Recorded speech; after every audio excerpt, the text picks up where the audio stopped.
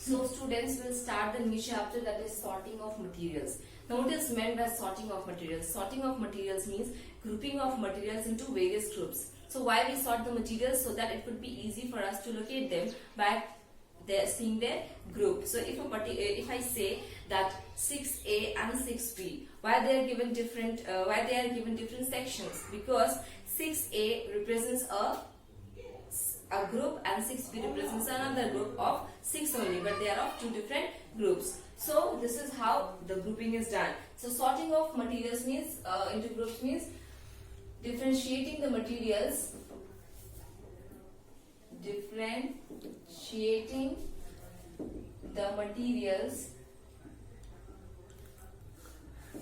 on the basis of certain properties. Okay, that what properties they are having in common, and based on those properties we categorize them or we group them into different groups. Now first we will see what is an object. So what is an object? Anything that we see around us is an object. See this marker, this is an object. This blackboard, this is an object. Okay, so anything that you see around yourself is an object. So what is an object? Anything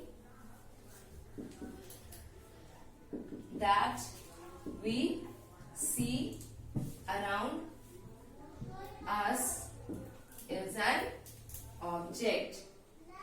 Like books, blackboard, etc. Now if I say what is material, differentiate an object and material. So what would you say? Material is nothing. How means material is different from object or not? See, material are those things which are made from different kinds of matter. So the matter from which anything is made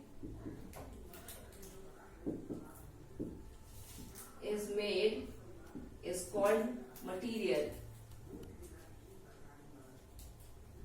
So what is the difference? Difference between object and material is that object is anything that we see, but that object is made from something, no? So that object would be named as material. Okay, now if I say books, so books are made from papers. So book, if I say book is an object, so it is made from an matter which is known as paper. Okay, so this can also be called as material. Okay, so the matter from which anything is made is called material. Okay, so this is the difference between matter and material. So various things we see around us. Now if I say that I have made a circle here.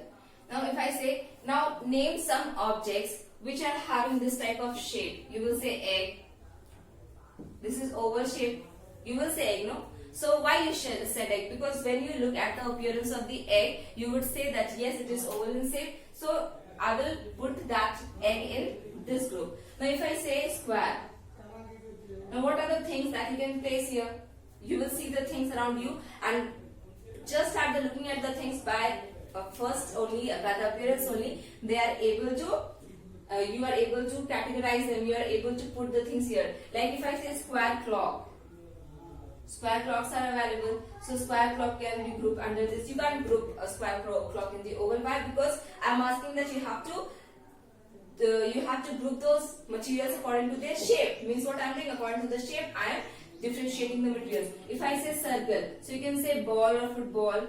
Okay, so these are the things how by looking at the object you can differentiate on the basis of the shape, that yes, they belong to this, they belong to this, they belong to this. So this is how you can group the materials. So now we will see the properties, on what properties a material can be categorized, a material can be grouped. So there are basically 5 properties which we have to study. So the first property is appearance. The second property is hardness. The third property is solubility. And the fourth property is float or sink.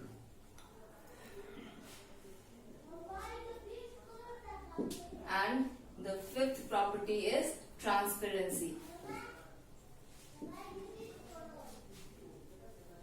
Transparency. So these are the 5 properties we will study in this chapter. On the basis of these properties, we will categorize and group the materials into different groups. Now the first property which we will study now is appearance.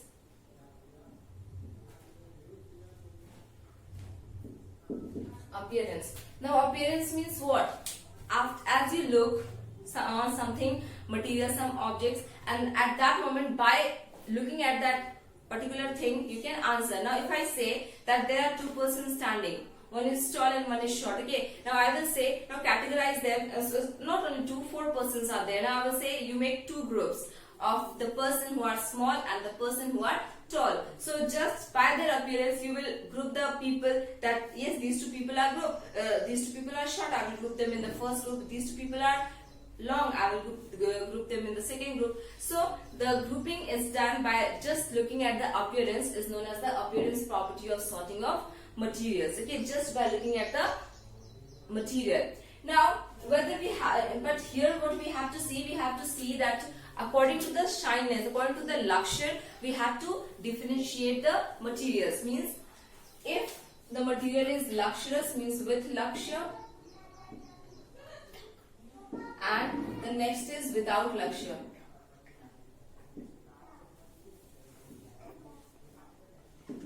And next is without luxure. So with luxure means those materials which are shining. Okay, luxure means shining.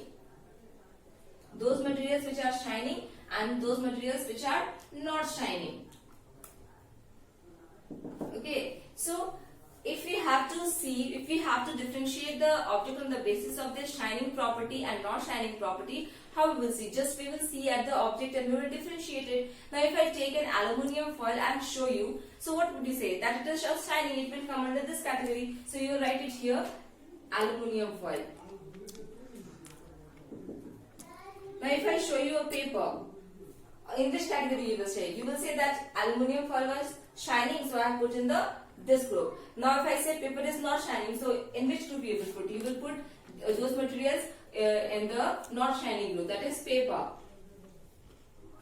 Now if I give you a nail, fresh nail and rusted nail, so what will you say? Fresh nail is shining more than the rusted nail, so you will put fresh nail here and rusted nail here. Are you getting? So this is how you can differentiate. Now there are some materials, okay, which appear dull. Okay, they are not shining. But by rubbing with the help of sandpaper, you can make those materials shine. Okay, so the property may also differ. Because means you can change the property of that material by rubbing that material with the help of sandpaper. Okay, so this is how we can differentiate. So students, we are studying about the chapter sorting of materials. In sorting of materials, we have to study various properties. So the first property is appearance. Means by looking at the object, we can find out whether the object is shining or not shining. So the object which is shining is known as the object with luxure, and the object which is not shining is shown as the object which is non-luxurious. Now here are the 2 examples. I have taken the aluminium foil and I have taken the simple paper. Now if you compare the simple paper with the aluminium foil, you can see that aluminium foil is more shining than the simple paper. So we can say that aluminium foil is an example of shining material and paper is an example of non-shining material. Means this is the example with luxure, this is the material which is not having any luxure.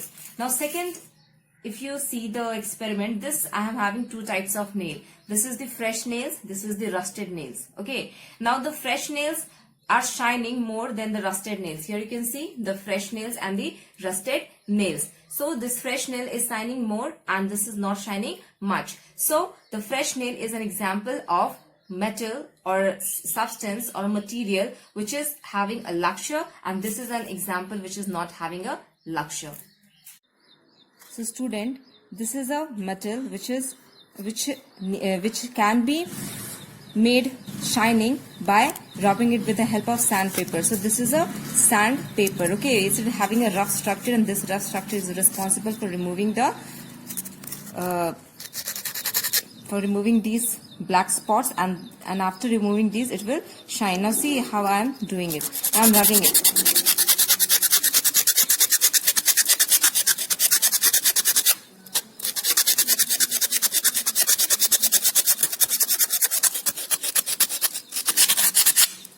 So see, earlier how it was looking, and now when I rubbed it, how it is looking. So this is the difference you can find. Earlier it was looking like this. Okay, now when I rubbed it, it started shining. So some materials are there which can be made shining by rubbing it with the help of sandpaper. Now the second is hardness. Second property is hardness.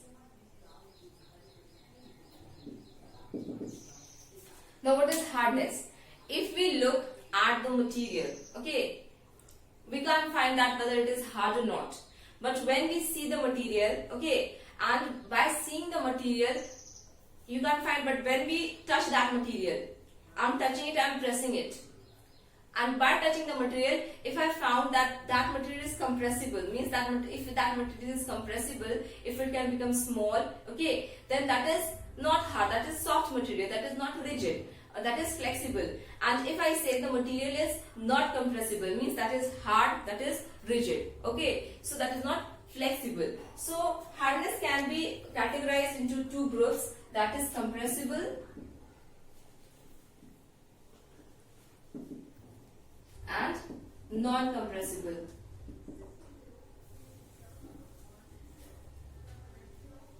And non-compressible. So hardness can be categorized into two groups, that is compressible and non-compressible. So if I say it is a cloth, and if I say this is the marker, now if I press both of them, what will happen? The marker is not pressed, it will not get compressed, but this cloth can be compressed. I can make it a small. So what is this? This is soft, this is hard. So I can write the marker in compressible form? No, I will write the cloth in compressible form. And marker will be written in non-compressible. In the similar way, if I take a stone, so stone won't be compressed. You can try this at your home. Stone won't be compressed. So I can write here stone. But if you take cotton and try to compress it, it will get compressed. Okay. So cotton is the example of compressible. So what are these materials? These materials are flexible and soft. Flexible and soft. And what are these materials? These materials are hard and rigid. So on the basis of flexibility, on the basis of hardness, we can categorize into two groups, whether they are soft, whether they are not soft, that is whether they are hard. Okay, so this is how on the basis of hardness. So now the second property which we have to study is hardness. Means by touching the substance we can identify that whether the substance is hard or not. Now here are various examples which I can show you.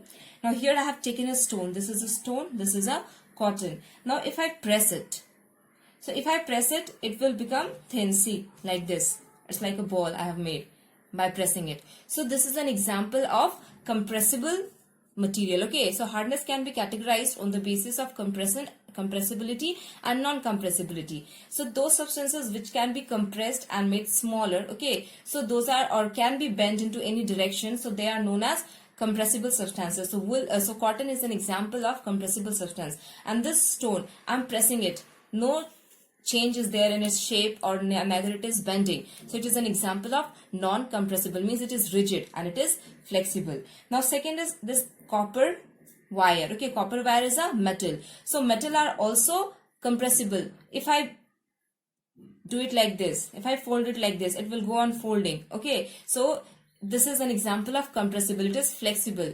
It can be bent in any direction. So it is an example of compressible material.